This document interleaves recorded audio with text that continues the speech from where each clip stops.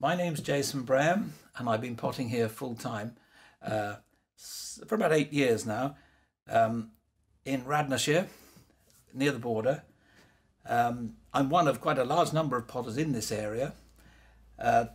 I do use local materials when I can. This glaze, for example, is a mixture of wood ash from my own bonfires with clay dug in the garden, and that gives it the green, the iron in the clay is giving it that nice light olive green. All my inspiration comes from traditional pottery, such as this French walnut oil jar from La Borne near the Loire, and its cousin over here, which is a London pot, salt glazed like my pots, although with a smoother finish than I generally get on mine. This is one of my little jugs. In a way, nobody needs a jug anymore because you can just buy it in a plastic bottle, but I think milk tastes better from a real jug like that you can handle. I think of this as a brother and sister to these traditional pots, like this one that my mother used to give us soup in. It's another French pot.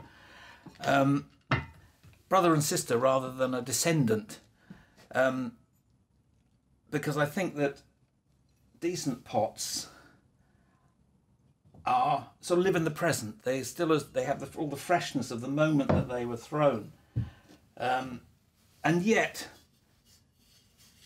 I still think they can look as if they've always been here. There's something utterly natural about that pot. It's almost part of nature. Wales is full of potters. We could do with even more people living here to buy the pots, but we are a good brotherhood and sisterhood.